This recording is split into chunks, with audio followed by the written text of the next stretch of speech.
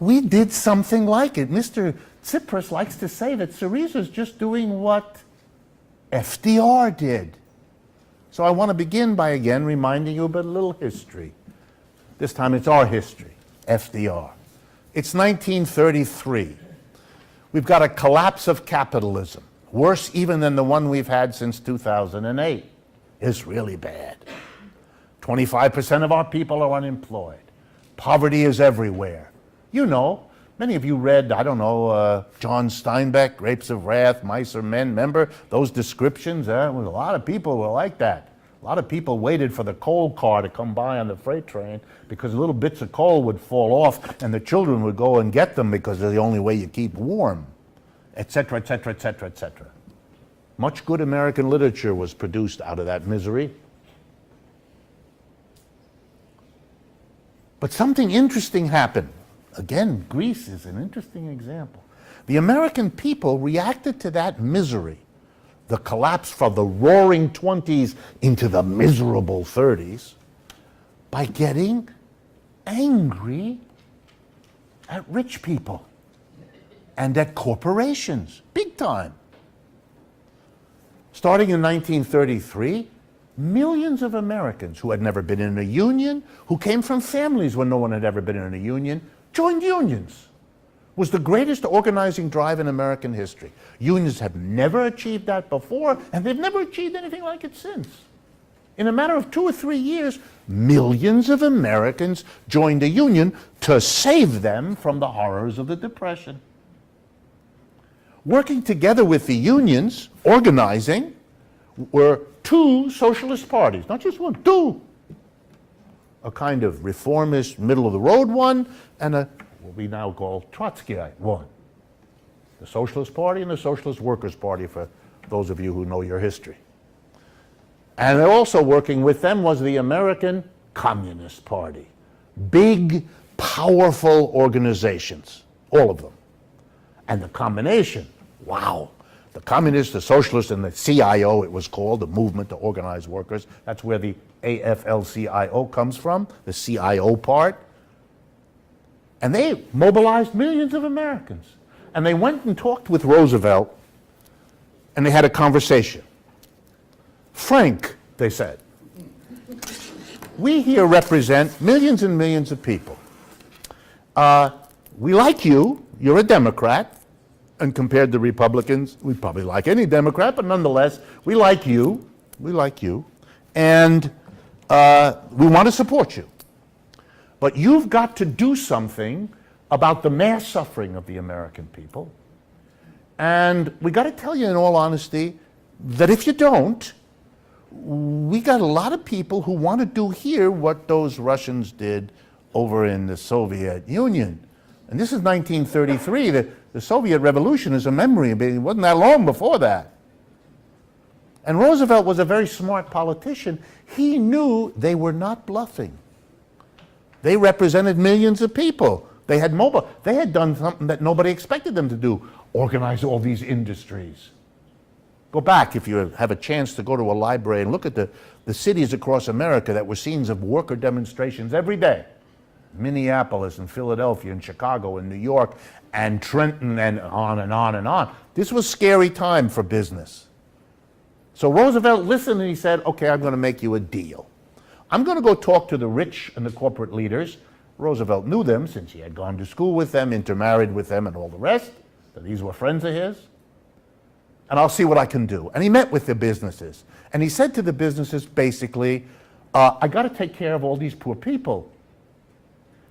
And I advise you to help me, because the only way I can take care of them is if you give me the money. Because it's a depression. We don't have any money. Nobody's paying taxes. Everybody's unemployed. All the businesses are shut down. The government has no money, like today. So we have no money. The only way I can take care of the people is if you give me the money. And I advise you to do it. Because if you don't, those people are going to make sure you don't have any money to give me. It's going to be over. Half of them were not convinced at all. That's the forerunner of what we call today the Koch brothers. No, seriously, that's where that comes from.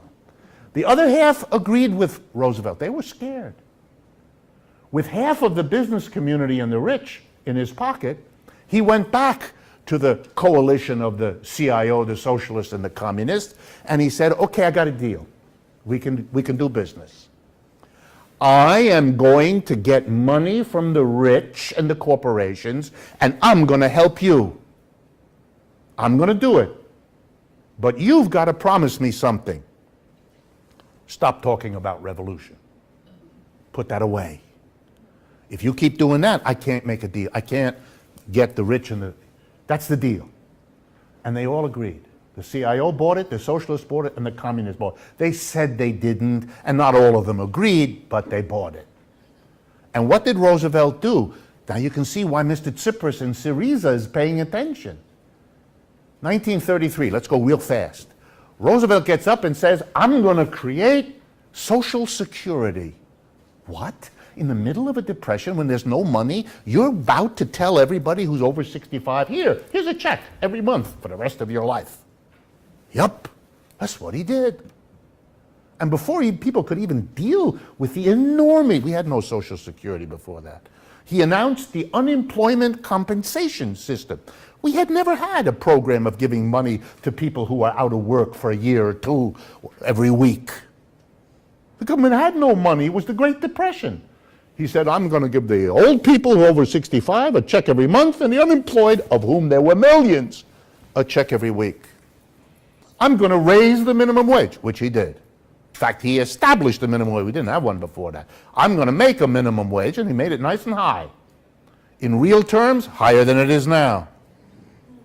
But then came the big one, as if these weren't big enough. I, said the president, went on the radio, I am going to tell you, the American people, the following. If the private sector, he didn't use the word capitalist, that word sticks in Americans' throats. They can't quite get it out, which is why I say it so often. So, if the private sector can't provide work to the millions of Americans who ask only to have a job, then of course, as if it were self-evident, I, as president, have to do that. And between 1934 and 1941, he created and filled 15 million jobs in the United States, which the government paid for. They paid the salaries. Some of you visit the national parks. Many of those were built by those people, and so on. And where did he get the money? Because this is the best part. He taxed corporations and the rich. I got to say it again. In an American audience, most of you will pretend you didn't hear what I said. He taxed corporations and the rich. A lot. That's where the money came from. Because that's where the money always is to solve these social problems. You know it, I know it, and unfortunately, they know it. But he did. Let me give you just a couple of examples. The top income tax bracket that Roosevelt was in favor of. Well, let's deal with the top he ever asked for. State of the Union message, 1944. We're in a war. In a war. He sends a message, Roosevelt, president, to the Congress. I propose that the top bracket, the top income tax rate on the richest people be, ready? 100%. See, you're laughing because you don't know your own history. What does that mean? Here's what it means. Every dollar over $25,000 a year, that was the cutoff then, that would be about $380,000, $390,000 a year now. Every dollar over $25,000 you get, you don't get. We get it. 100%. We take every dollar. The president proposed a maximum income. That's what that means. The maximum income you get is 25. And if you get more than that, you ain't getting it. He sent the message. The Republicans, doing what the Republicans are supposed to, went ballistic. yelling, screaming, until a compromise was reached between the Republicans and the Democrats, which they then sent to the president, who signed it, making the top bracket in 1944 94%. Every dollar over 25 you got to keep 6 cents, and the other 94 cents went to the government of the United States. Republicans supported it, Democrats supported it. Even after Roosevelt died, for the next 20 years, the top bracket's within the 90%, 91, 92, and so on. Even in the 1970s, it was in the 70%. What is it today? 39%. That's a tax cut. That's a tax cut no working class person could imagine, let alone enjoy. We've taxed the rich. Here's another statistic for you. In 1945, end of the war, for every dollar in income tax that the federal government earned by taxing individuals, it got $1.50 in taxing corporations. So the total take from corporations was 50% more than the total take from individuals. Today, the same proportion, for every dollar taxed in individuals, the corporations pay 25 cents. That's where it is. Oh, that's a tax cut. That is a wonderful tax cut. Not for you, but for them. The last 50 years have been then what? Rolling back the tax on corporations and shifting it to individuals. And rolling back the tax on rich individuals and putting it instead on all of you. So on behalf of corporations and the rich, I want to say to all of you, thank you. Very kind of you. Wonderful. All Syriza wants to do is play this game again, but with a different outcome. They want to go the other way. They want to tax the rich, of whom there are many. Not so long ago, a widowed wife of an American president married into one of those Greek families, didn't she? And that was not only because he was stunningly beautiful, he wasn't, but as she once said to a reporter who asked her how could she marry such a person, he was so short, she said he looks much taller when he's standing on his money.